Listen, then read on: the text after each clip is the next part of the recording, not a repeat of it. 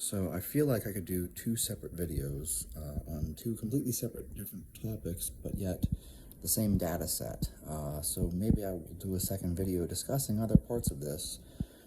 But let's start off with defining what I mean by these terms. So as I've discussed in previous videos about alpha males and beta males and all these things like that, we are looking at the research on things like Robert Sapolsky's work, looking at chimps, and you clearly have these groups of animals that they have to function as a cohesive group in order for them to survive.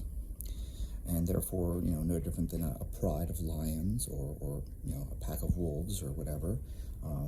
You have an alpha male who is kind of, I don't even want to say the leader necessarily, but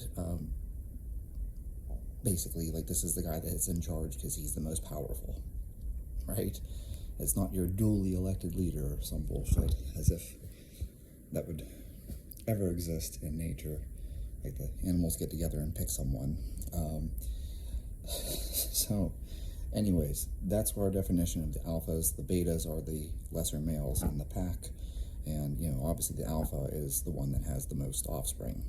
Okay, that's why I always laugh with humans. Humans will be like, I'm an alpha male, I have no kids and I have a vasectomy. And it's like, yeah, no, not really. Like, alpha male by definition, you would have the most offspring. Genghis Khan. Anyways, where does this have to do with all this things like building muscle and testosterone and cortisol and stuff like that? Well, this is why it's important. So you look at these males that are the alpha males, whether it's the lion or it's the chimp that's in charge, right? And gorillas. When they take these blood samples from the various males in these groups, you'll notice something interesting, and it's that the alpha male has the highest testosterone level. Not a shocker, is it? But what's more important is that they also have lower levels of cortisol, and the beta males have lower testosterone and higher cortisol.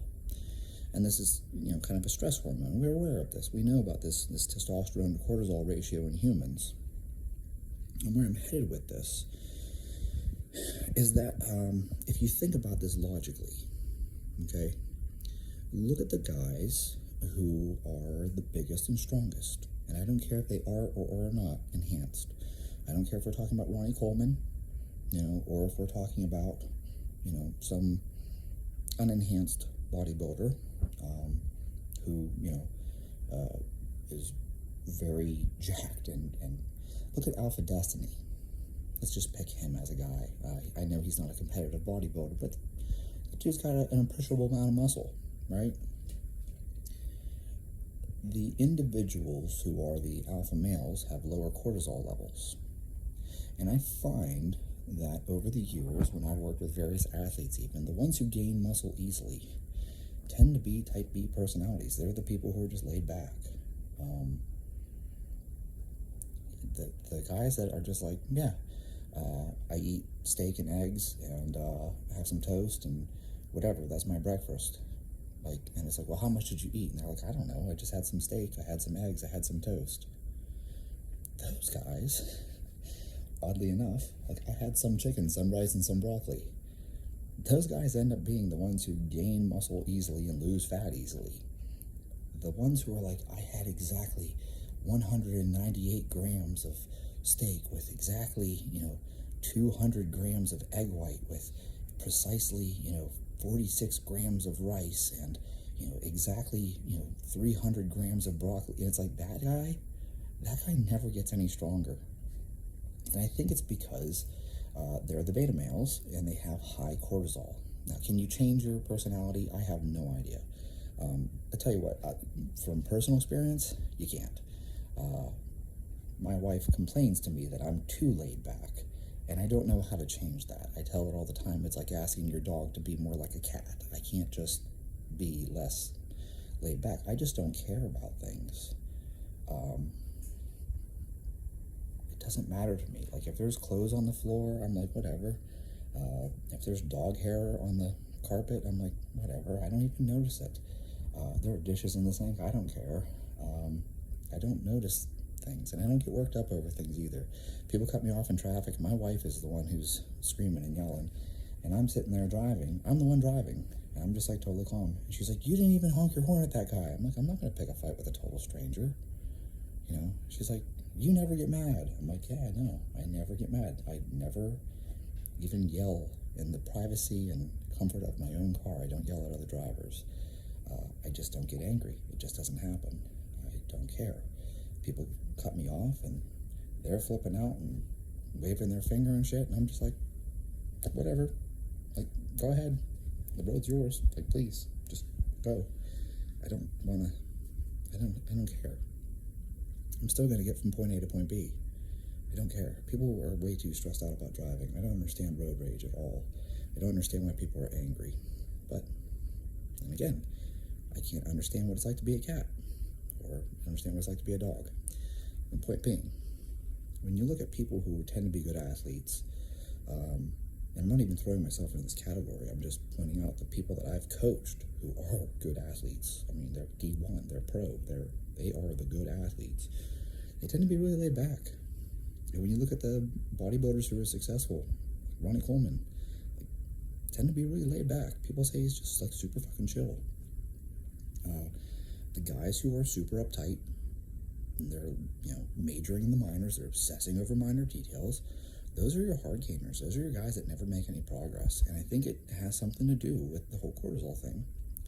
And I find this interesting because I've known guys who are hard gainers who start, I'm going to do 200 milligrams of TRT, which, whatever. You should be gaining muscle without even training at that point, because we know from research that at 125 milligrams a week, the subjects start gaining muscle without even training. So by the time you're at 200 milligrams, you're like double a physiological dose. Like, you will start gaining muscle even without training. And yet I've known plenty of guys who go on 200 milligrams of TRT and they don't make any fucking progress at all. They're still skinny as shit. Like, they still look like they don't even lift. Why is that? Well, those are the ones who are super high stress. Like, those are the ones who, like, they are the ones who major in the minors. They're stressed out. They're the OCD type. They're very anxious and nervous, and like, they just get worked up over shit. They're the obsessive ones, right? Meanwhile, I don't have any reason to doubt John Hack. John Hack said he started his first cycle at like 100 milligrams, and then he went up to 200 milligrams at the peak of it, and he blew up. He got massively strong off of just 200 milligrams. Probably because he's chill. Like, he's real laid back. So the point that I have to share here then is maybe it doesn't have as much to do with the testosterone itself, because we know those guys who are taking more than 200 milligrams of testosterone. You've met that guy at the gym who's taking 50 million different things, and he's a SARM goblin, and he still doesn't make any gains. I think it's because of the cortisol. I think it's because of the stress hormones. I think, they have excessive levels of, norepinephrine and adrenaline, cortisol, aldosterone, etc. They're just stressed out all the time. They're just obsessed with minor details, and they're anxious. And then you look at the guys who are super laid back, and those guys don't even need drugs. It doesn't matter. They just make gains from looking at the barbell. I think it's because regardless of what you do in that 1 hour workout, like, this goes without saying, the other 23 hours of your day matter. And I bet that the guys who are super laid back probably sleep better too. Like, I know super anxious types that tell me, I only sleep 6 hours a day, and that's all they can sleep. They can't sleep more than 6.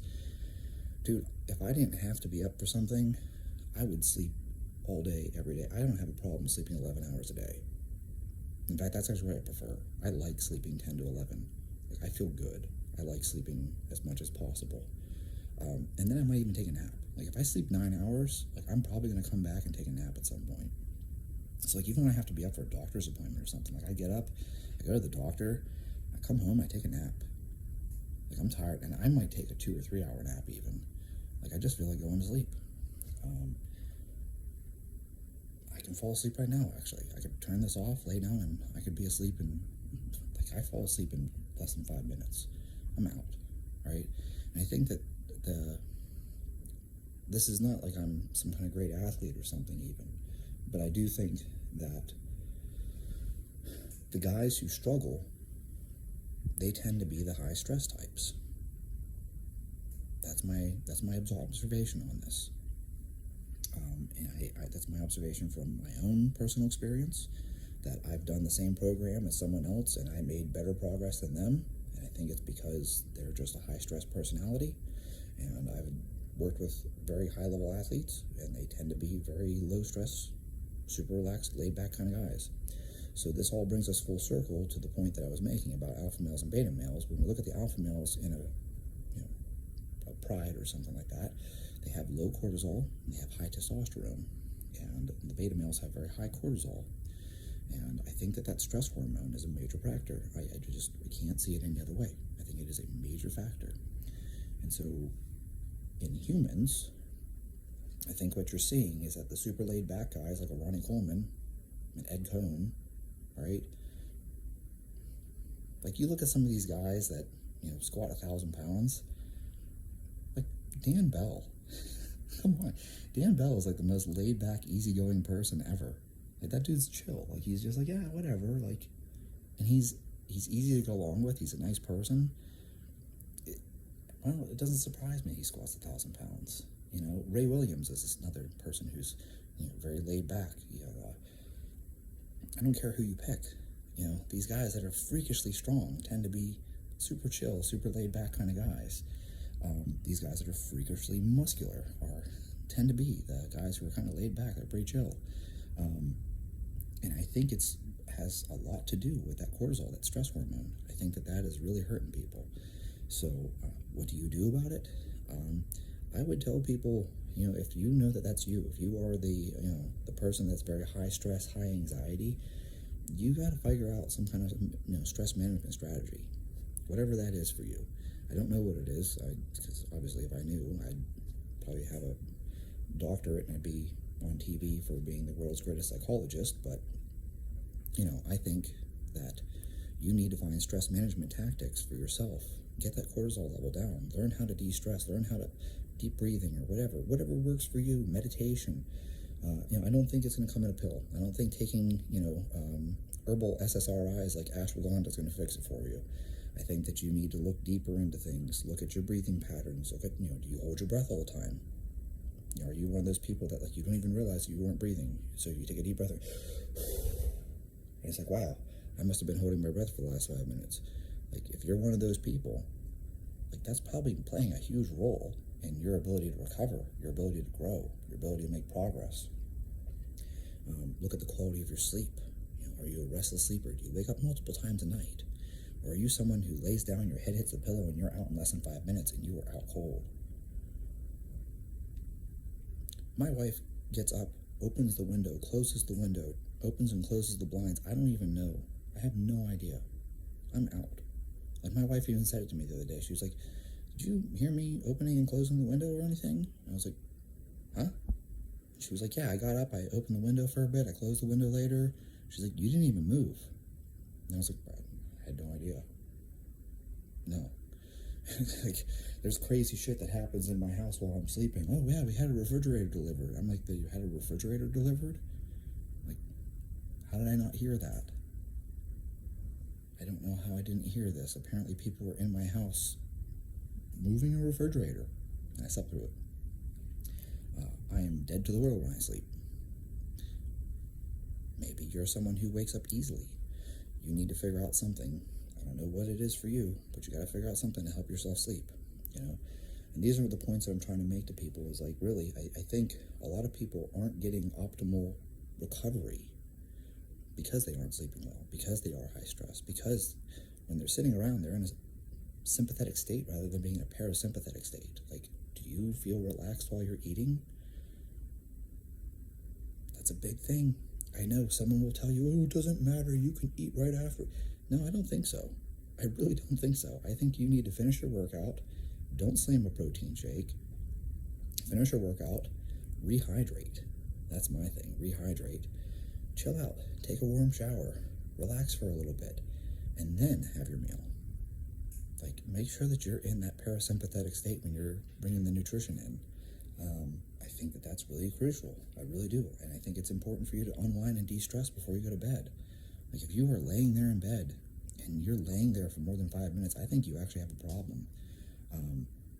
There are times where my head hits the pillow and I'm probably out in less than a minute. I guarantee I'm out in less than 5. I don't even hear my BiPAP ramp up. I have a BiPAP. It has like a 15-minute, delay thing on it where it's supposed to ramp up at 15 minutes. I have never made it to the 15-minute mark, ever. Not once. So, I have no idea what happens at 15 minutes. I'm out. And that's weird too. I can sleep with a big plastic thing on my face that's blowing air in my mouth the whole time, and I don't even realize it's there. So, whatever. That's the stuff I think that matters here. So, my message to you is about the fact that you need to find stress management techniques. Bring your cortisol level down. Stop being stressed out all the time. And I think you'll find that you recover better, you feel better, just everything's going to get better.